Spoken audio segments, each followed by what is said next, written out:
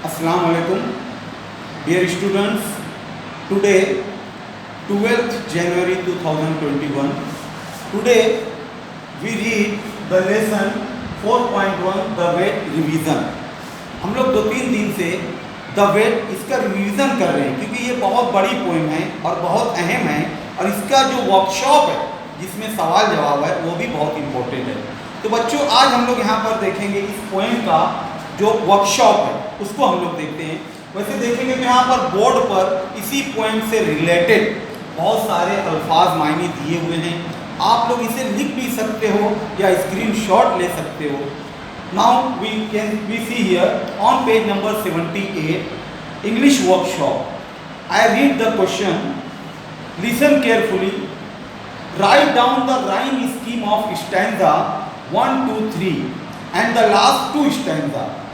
यहाँ क्या कहा जा रहा है इस पोएम में स्टैंजा नंबर 1 से 3 तक और आखिर की 2 स्टैंजा में यहाँ राइम स्कीम हमको देखना है। How does it differ in the remaining stanza 4 to 7। उसके अलावा जो स्टैंजा है चौथा और सातवां वो किस तरीके से उससे रिलेट कर रहा है। ठीक है, यहाँ तो सिर्फ स्टैंजा देखने की बात है। Second question, right any 5 illnesses of the animals in the poem. क्या कहा जा रहा है इस नज्म में से कोई ऐसी 5 बीमारियां जानवरों की हमको देखना है और लिखना है that you find most amusing laughable. इस पोएम में से जानवरों की ऐसी 5 बीमारियां हमको लिखना है जो हमें बहुत अजीब लगती हैं और हमें हंसी भी आती है। तो बच्चों वो 5 बीमारियों का मैं यहाँ पर देखो लिखा हुआ हूँ, आप लोग उसे आसानी से देख सकते हो, पढ़ सकते हो। What here I write, I read it, please listen. First one is animals feeling ill. जानवर बीमार महसूस कर रहे हैं। कौन? Hippo. Second one, refuses her milk. दूध पीने से इनकार कर रहे हैं। कौन? Cat. Now third, coat does not shine. Coat मैं बताया था इससे पहले घोड़े के जो बाल हैं does not shine, घोड़े के बाल चमक नहीं रहे हैं। किसका आगे लिखा है? Horse. Third fourth, hasn't stirred for several years. For several years hasn't stirred यानी अपनी जगह से हिल नहीं रहा है, आगे नहीं बढ़ रहा है। several years कई सालों से। तो ये किसके लिए था? टॉर्टोइस, कछुए के लिए। फिफ्थ वन इज देखेंगे बच्चों यहाँ पर 5वां, ducks and chickens. Ducks and chickens are failing to lay. बतख और मुर्गियां अंडा नहीं दे रही हैं।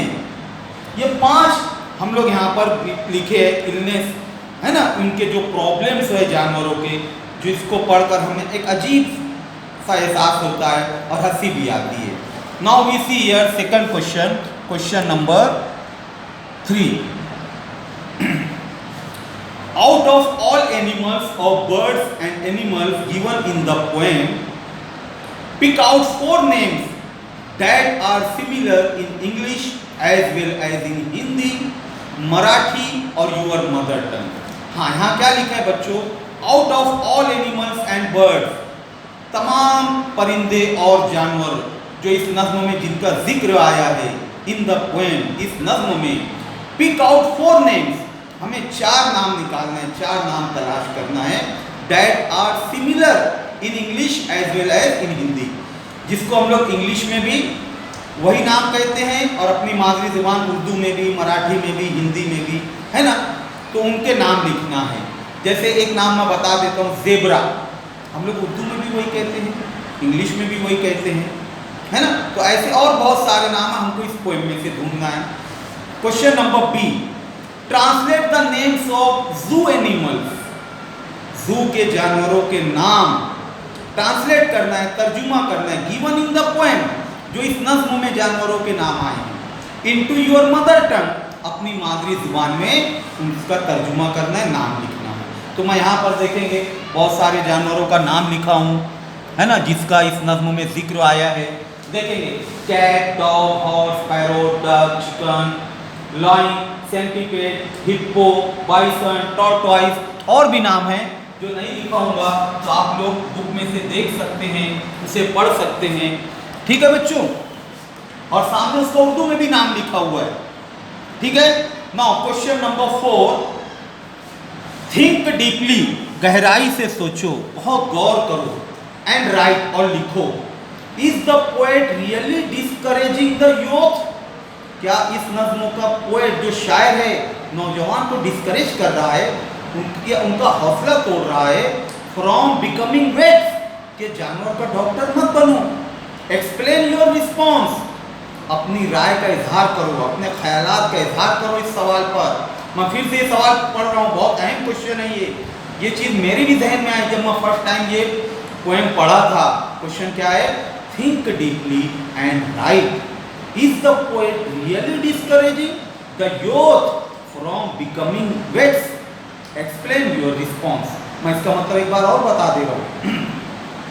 बहुत गहराई से सोचो और उसके बाद लिखो कि इस नज्म का जो पोएट है क्या वो नौजवान नस्लों को उनकी हिम्मत तोड़ रहा है, उनको डिस्करेज कर रहा है कि जानवर का डॉक्टर ना बनो? तो इस पर से अपनी राय लिखो। मैं इस पर से अपनी राय पढ़ता हूँ, सुनेंगे बच्चों। कि ऐसा नहीं है, no I don't think so, मैं ऐसा नहीं सोचता। So poet is telling about the different task of vet to diagnose the animals. He also trying to explain that precautions are necessary for examining illness of animals. मैंने क्या कहा? No, I didn't think so. मुझे नहीं लगता कि poet है तो नौजवानों की हिम्मत तोड़ रहा है। Poet is telling about the different tasks. जो पोएट है उसका कहने का मतलब ये है कि जानवरों का जो डॉक्टर होता है उसके मुख्तलिफ किस्मों के काम होते हैं, उसको बहुत ज़्यादा नॉलेजेबल रहना चाहिए ताकि वो जानवरों की बीमारियां उसकी सही तरह से तशखीस कर सके, और उसे जो है बहुत सारी एहतियात भी करना होती है। प्रिकॉशंस, मैं यहाँ लिखा हूँ प्रिकॉशंस, एहतियात, बहुत ही एहतियात ज़रूरी होती है। फॉर एग्जामिंग इल एनिमल्स, जो बीमार जानवर हैं, परिंदे हैं, उनकी क्या बीमारी है उसकी सही तशखीस करने के लिए उसको बहुत प्रिकॉशन भी लेना होता है। समझ में आया बच्चों? तो ये मेरा ख्याल है और यही सही भी है। Okay, now question number 5, find out from a vet और from a website what precautions does a vet have to take when she is called to treat wild dangerous animals. Make point wise note of the same. हाँ, यहाँ क्या बोला जा रहा है? Find out, तलाश कीजिए, फ्रॉम ए वेट और फ्रॉम ए वेबसाइट। गूगल पर से, यूट्यूब पर से आप लोग सर्च कर सकते हो। क्या? प्रिकॉशंस ऑफ वेट, कि एक जानवर के डॉक्टर को क्या प्रिकॉशन लेना चाहिए, उसे क्या एहतियात बरतनी चाहिए। Does a vet have to take when he is called to treat, जब वो जानवरों का डॉक्टर जब वो जानवरों का इलाज करता है, वो जानवर डेंजर भी होते हैं, जंगली होते हैं, तो उस जानवर के डॉक्टर को क्या एहतियात करनी चाहिए, इस पर से हमको एक नोट बनाना है।